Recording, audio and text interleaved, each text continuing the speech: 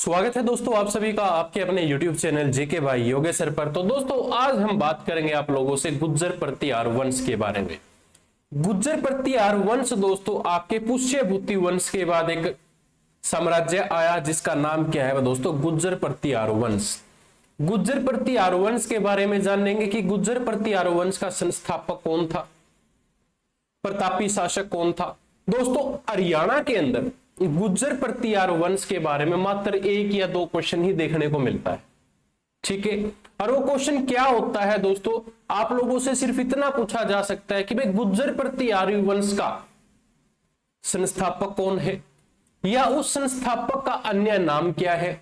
जैसे कि नागभट्ट प्रथम भाई इसका क्या रहेगा, संस्थापक रहेगा।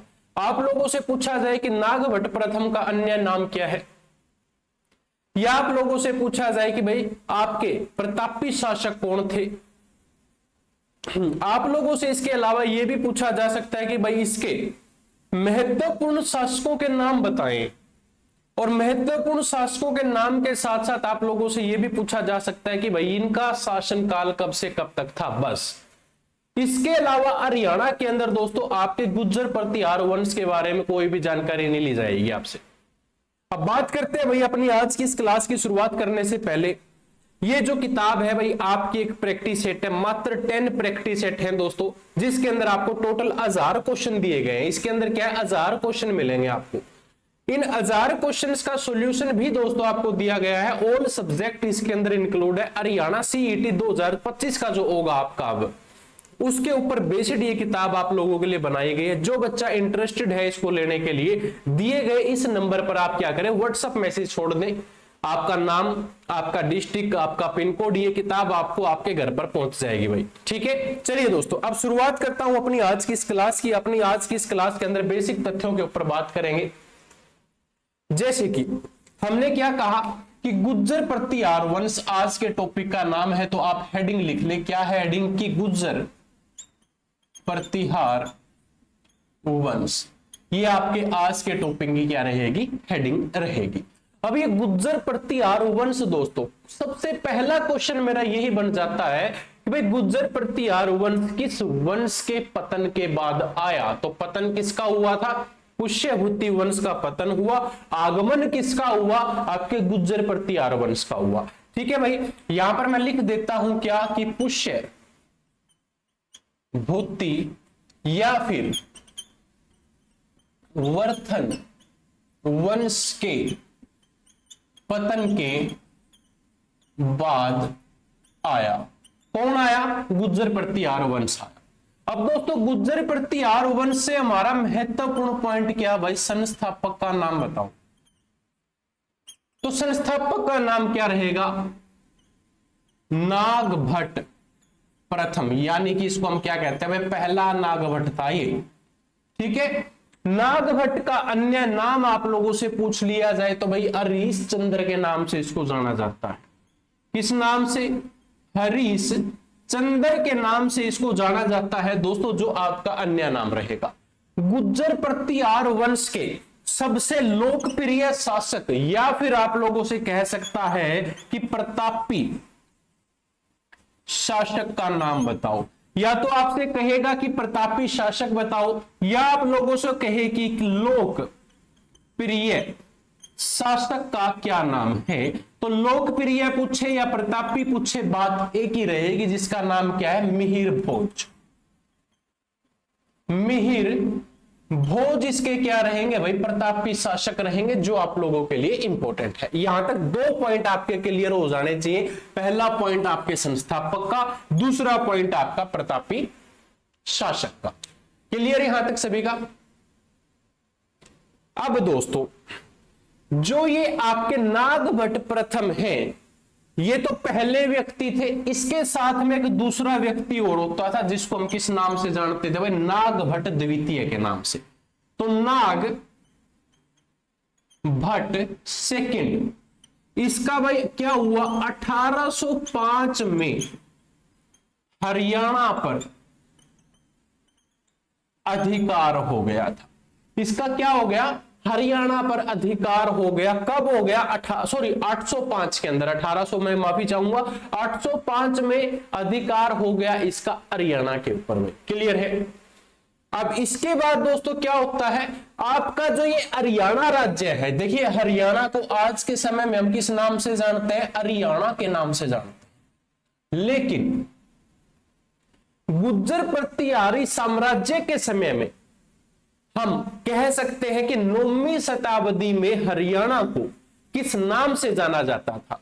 भाई प्रीवियस ईयर का क्वेश्चन है, क्या कहता है कि 9वीं सदी या शताब्दी में हरियाणा का अन्य नाम, या हरियाणा को किस नाम से जाना जाता था? तो हरियाणा को अरियाल के नाम से जाना जाता था। भाई ये पॉइंट एक बार सभी बच्चे ध्यानपूर्वक क्लियर कर ले। क्लियर है सभी का? अब मैं फिर इस पूरे पॉइंट को रिपीट करके बताना चाहूंगा आप लोगों को। क्या कहना चाहूंगा जरा ध्यान देंगे सभी बच्चे। मैंने क्या कहा? संस्थापक है आपके नागभट्ट प्रथम, जिसका अन्य नाम क्या है भाई? आपके हरिश्चंद्र। उसके बाद मैंने प्रतापी शासक के बारे में बताया जिसका नाम है मिहिर भोज। अब दोस्तों जो ये प्रतापी शासक मिहिर भोज है, यहां से एक पॉइंट बनता है आपका, एक क्वेश्चन बनता है। वो क्वेश्चन क्या है कि मिहिर भोज के समय में घोड़ों का व्यापारिक केंद्र कौन सा स्थान होता था? मिहिर भोज, आप अलग से पूरी लाइन लिख लेना, ठीक है, क्योंकि भाई मैं अपने बोर्ड के हिसाब से लिख रहा हूं, कभी आप भी सोचो ऐसे ही जैसे मैं लिख रहा हूं ऐसे लिखो। आप अलग से सीक्वेंस में जैसे सीरीज वाइज लिखना है, ऐसे मैं आप लिख के बता देता हूं कैसे, कि भाई मिहिर भोज के समय में या इसके शासनकाल के समय में या शासनकाल के दौरान घोड़ों का व्यापारिक केंद्र होता था। तो घोड़ों का व्यापारिक केंद्र कौन सा होता था? आपका आंसर आएगा पेहवा। पेहवा गुरुजी कहां पर है? तो पेहवा दोस्तों आपका कहां पर रहेगा? कुरुक्षेत्र के अंदर। और इस कुरुक्षेत्र को हम क्या कहते थे? घोड़ों के लिए प्रसिद्ध स्थान या घोड़ों का व्यापारिक केंद्र भी इसको कहा जाता था, जो आप लोगों के लिए इंपॉर्टेंट है। और ये दोस्तों 2 से 3 बार प्रीवियस ईयर के अंदर आ चुका है। जरा ध्यान से इस प्रश्न को आप नोट डाउन कर लेना। क्लियर सभी का? इस पूरी स्लाइड पे जितने क्वेश्चन है सभी बच्चे ध्यान से नोट कर लें भाई एक बार। हाँ जी, यहां तक क्लियर हो गया सबका? चलिए फटाफट नोट डाउन करो भाई। देखो जितना जल्दी आप करोगे उतनी बेहतरीन क्लास चलती जाएगी हमारी। हो गया सबका? चलो भाई बहुत अच्छी बात है। अब बात करेंगे कि गुर्जर प्रतिहार वंश के, एक हेडलाइन डाल लें, हेडिंग डाल लें आप सभी कि गुर्जर प्रतिहार वंश के महत्वपूर्ण शासक।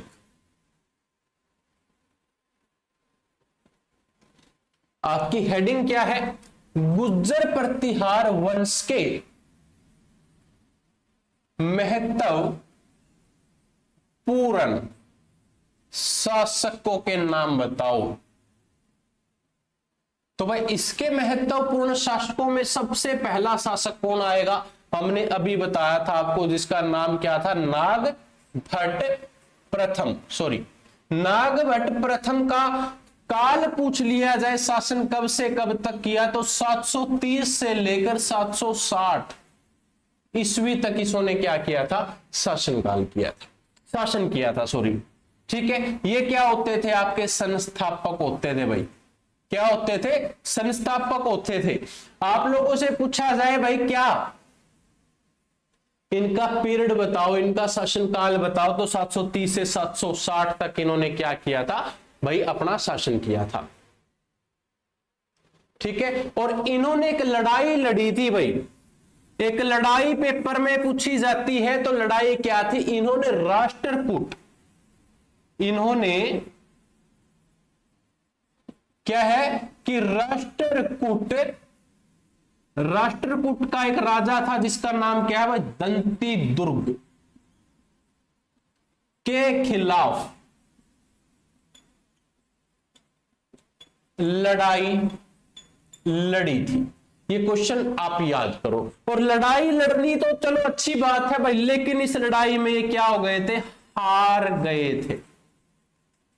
इस लड़ाई में क्या हो गए थे, हार गए थे, ये भी आपको पता होना चाहिए भाई।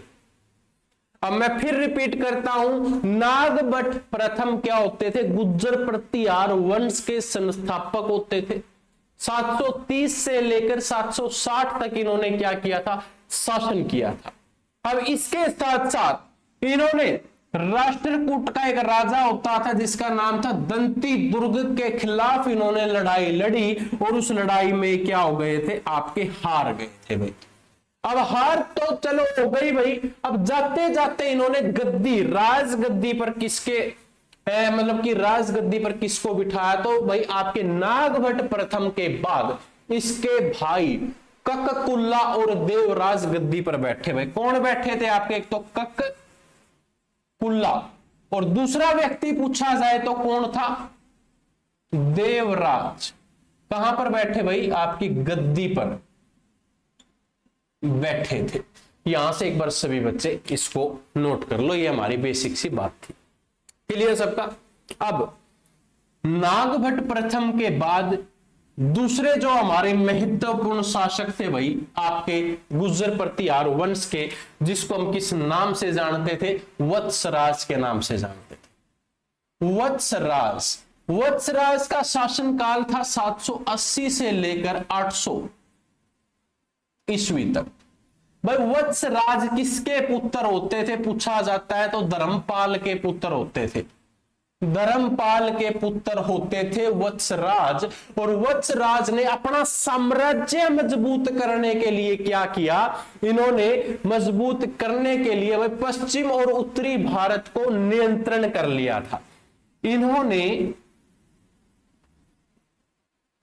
अपना साम्राज्य मजबूत करने के लिए क्या किया, करने के लिए भाई इसने आपका सबसे पहले तो पश्चिमी और उत्तरी भारत पर क्या कर लिया, नियंत्रण कर लिया भाई। इसने पश्चिमी और उत्तरी भारत को क्या कर दिया, अपने अधीन ले लिया भाई। क्लियर यहां तक सभी का। इसके बाद जो वत्सराज थे, वत्सराज ने क्या किया, जब पुष्यभूति वंश साइड में हट गया था, तो पुष्यभूति वंश के दौरान हर्षवर्धन के काल के दौरान हर्षवर्धन की 2 राजधानियां होती थी। एक तो थानेसर हरियाणा के अंदर, दूसरी कन्नौज उत्तर प्रदेश के अंदर। तो भाई आपके वत्सराज ने जब पश्चिमी भारत के ऊपर अपना नियंत्रण लिया, तो इसने क्या करा भाई, आपके कन्नौज को अपनी राजधानी बनाया। इसने क्या करा, कन्नौज को अपनी राजधानी बना लिया भाई। यहां से क्लियर कर लो सभी, ठीक है, क्लियर है। अब भाई ये क्या होता है, अंत में हार जाता है कौन, किसके द्वारा, तो भाई राजा ध्रुव ने इसको क्या कर दिया था, हरा दिया था। राजा ध्रुव ने हराया था। आपसे पूछा जाए कि भाई वत्सराज को किसने हराया, तो राजा ध्रुव ने हराया। जो आपके राष्ट्रकूट के जो राजा होते थे, राजा ध्रुव ने किसको हराया, वत्सराज को हरा दिया था। गंगा घाटी के किनारे राजा ध्रुव ने वत्सराज को हरा दिया। ये पॉइंट आप यहां से नोट कर लो भाई एक बार सभी। क्लियर है। चलिए इसके बाद भाई हमारा जो तीसरा और महत्वपूर्ण शासक है, क्योंकि भाई ये महत्वपूर्ण शासकों के बारे में जो बता रहा हूं, हरियाणा में सिर्फ इनके बारे में इतना ही पूछा जाता है, तो इतना ही हम पढ़ेंगे जितना हमारे पेपर के लिए हमारे लिए इंपॉर्टेंट हो। उसके बाद आता है आपका नागभट्ट। कौन, सेकंड नागभट्ट द्वितीय का शासनकाल कब से कब तक था, तो 800 से लेकर 830 ईस्वी तक इसने क्या किया था भाई, शासन किया था। 800 से लेकर 830 ईस्वी तक इसने क्या किया, शासन किया। और ये किसके पुत्र होते थे, तो राज के पुत्र थे। भाई वत्सराज के पुत्र का नाम क्या है? नागभट्ट। और नागभट्ट द्वितीय ने क्या किया? भाई पूर्वी भारत को अपने अधीन ले लिया था। इसने क्या किया? पूर्वी भारत को अपने अधीन लिया। पूर्वी भारत को अपने अधीन लिया नागभट्ट द्वितीय ने। सिर्फ इतना ही हमें याद रखना है जो आप लोगों के लिए इंपॉर्टेंट है। और इसका नागभट्ट द्वितीय से मोस्ट इंपोर्टेंट एक क्वेश्चन आता है HSSC एग्जाम्स के लिए, SSC एग्जाम्स के लिए, कि भाई जो गुजरात के अंदर कहां पर है? गुजरात के सोमनाथ मंदिर का इसने क्या किया था? पुनर्निर्माण किया था। गुजरात के सोमनाथ मंदिर का भाई निर्माण है जो किसने करवाया? तो गुजरात के सोमनाथ मंदिर का पुनर्निर्माण नागभट्ट द्वितीय ने करवाया। ठीक है, क्लियर है? चलिए भाई बहुत अच्छी बात है। देखो हमारा जो टॉपिक है, देखो कोई खास बड़ा टॉपिक नहीं है आज की क्लास का, लेकिन कुछ महत्वपूर्ण जो हमारे पॉइंट्स है वो हमें यहां पर पढ़ने पड़ेंगे हरियाणा के एग्जाम्स के लिए। ठीक है ना?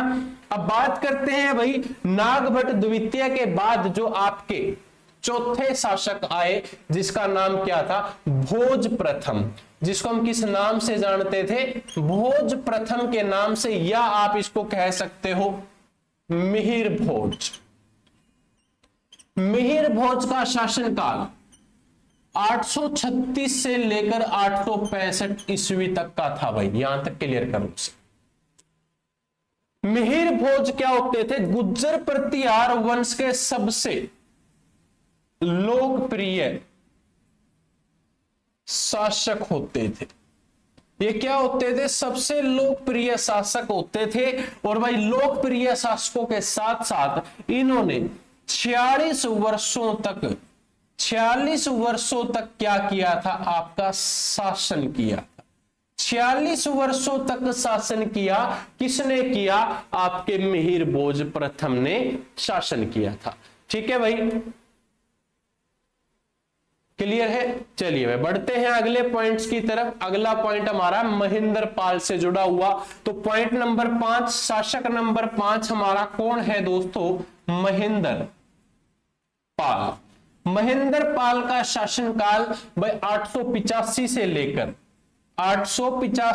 लेकर 910 ईस्वी तक क्या किया था? इन्हें शासन किया था।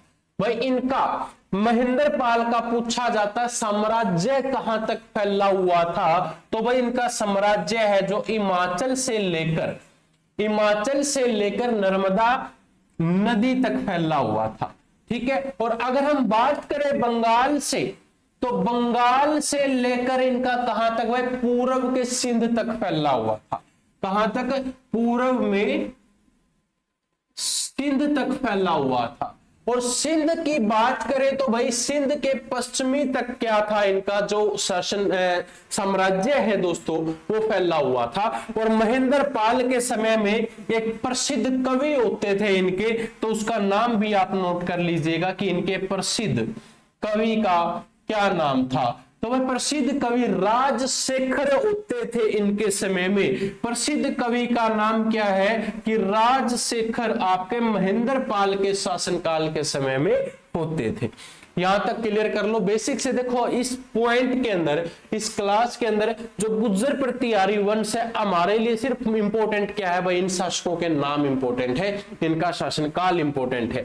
इसके अलावा हरियाणा में आपसे कुछ ज्यादा पॉइंट्स नहीं पूछे जाएंगे भाई आपके गुज्जर प्रतिहार वंश से जुड़े हुए। ठीक है, अब मैं बात करूंगा आप लोगों से। इसके बाद जो हमारे अगले शासक आए थे उसका नाम क्या था? महीपाल। महीपाल का शासन भाई कब शुरू हुआ? 913 में शुरू हुआ और 944 ईस्वी तक इन्होंने क्या किया था? शासन किया था। गुज्जर प्रतिहार का पतन कब हुआ? तो इनके शासनकाल में पतन हो गया था। इनके शासनकाल में गुज्जर प्रतिहार वंश का पतन। ठीक है भाई, और इनके शासनकाल में क्या हो गया, पतन हो गया।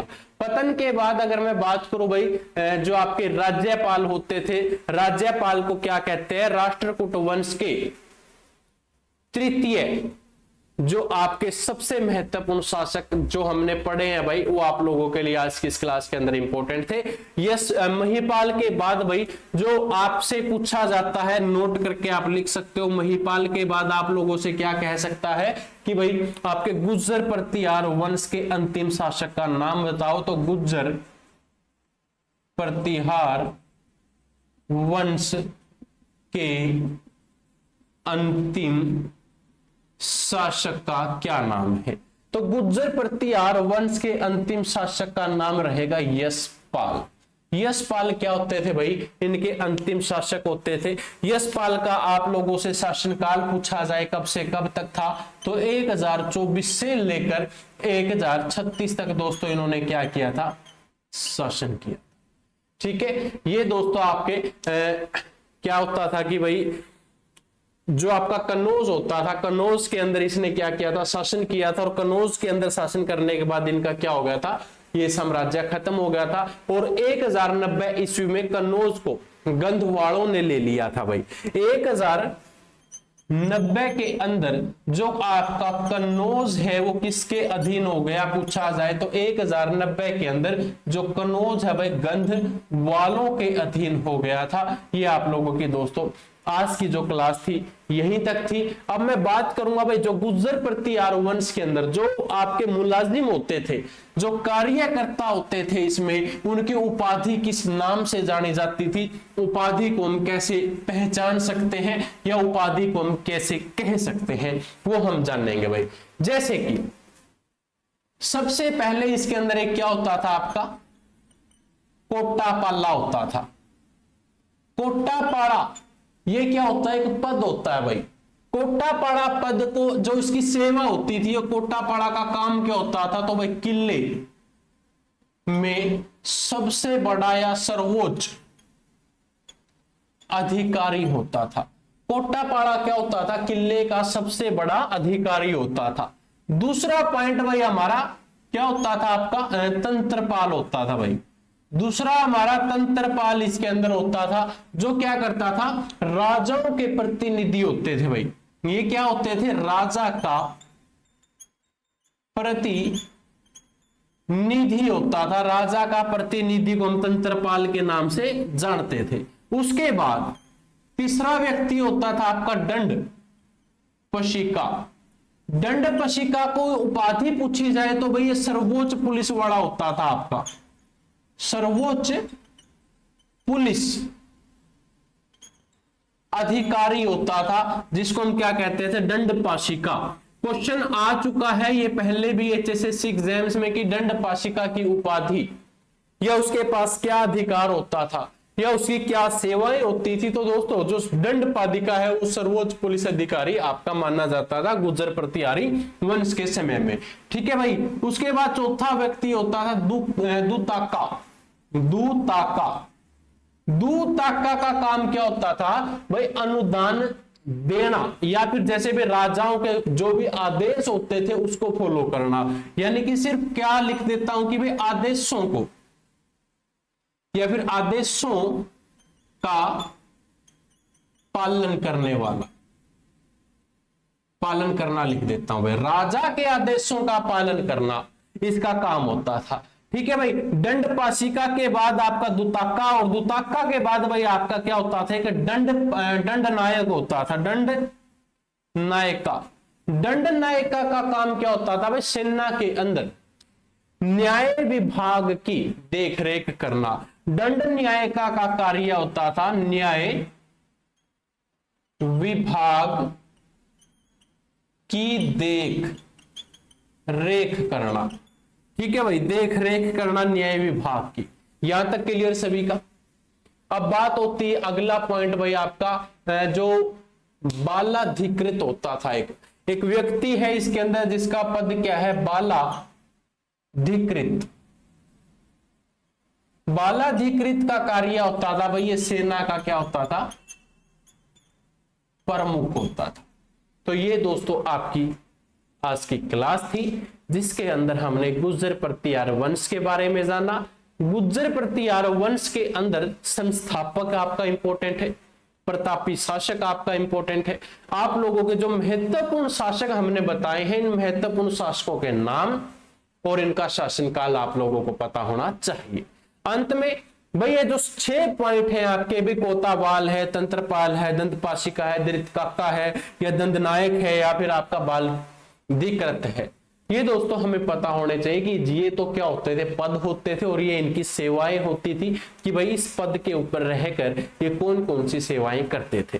ठीक है, यहां से अगर किसी बच्चे का कोई डाउट हो, क्वेश्चन हो, क्वेरीज हो, तो दोस्तों आप मुझे कमेंट करके जरूर पूछें। और बात करता हूं हरियाणा सीईटी एग्जाम्स की, जो हर रोज शाम 7 बजे ये क्लास होती है, आप लोगों के लिए अति महत्वपूर्ण है। आपको टॉपिक वाइज ये क्लास दी जाएगी। और बात करें एमसीक्यूज क्वेश्चन की क्लास भी दोस्तों आप लोगों के लिए बहुत जल्द लेकर आएंगे, जिसके अंदर आपको करंट अफेयर के एमसीक्यूज, हरियाणा जीके के एमसीक्यूज, स्टैटिक जीके के एमसीक्यूज भी दोस्तों आपको उसके अंदर प्रोवाइड किए जाएंगे, जिससे दोस्तों आप अपनी टेस्ट सीरीज के तरीके से भी आप उसको लगा सकते हो, जिसमें आपका टाइम इंक्रीज होगा, याद करने की क्षमता भी आपकी इंक्रीज होगी। तो वो क्लास भी दोस्तों आप लोगों के लिए बहुत जल्द लेकर आएंगे। अभी आपको करना क्या है, इस वीडियो को ज्यादा से ज्यादा विद्यार्थियों तक शेयर करें। अगर आप YouTube चैनल पर पहली बार आए तो YouTube चैनल को सब्सक्राइब करें, लाइक करें, और मुझे कमेंट करके बताना कि ये क्लास आपको कैसी लगी। कल की क्लास के अंदर हम और भी बेहतरीन टॉपिक आप लोगों के लिए लेकर आएंगे, सीक्वेंस के अकॉर्डिंग चलेंगे। सबसे पहले आपका हरियाणा का इतिहास कवर करेंगे, फिर हरियाणा जीके कवर करेंगे, उसके बाद आपका करंट अफेयर भी कवर करेंगे। आपके जितने भी टॉपिक है दोस्तों आपके एक बिल्कुल प्लानिंग के साथ कवर करते हुए चलेंगे, ताकि दोस्तों आपका जो आगामी सीईटी एग्जाम है उसके अंदर आप अपना अच्छे से परफॉर्म कर पाए। ठीक है, चलिए मिलता हूं अब आप लोगों को अगली क्लास के अंदर। तब तक के लिए जय हिंद, जय भारत। बने रहे GK by Yogeshwar YouTube channel के साथ।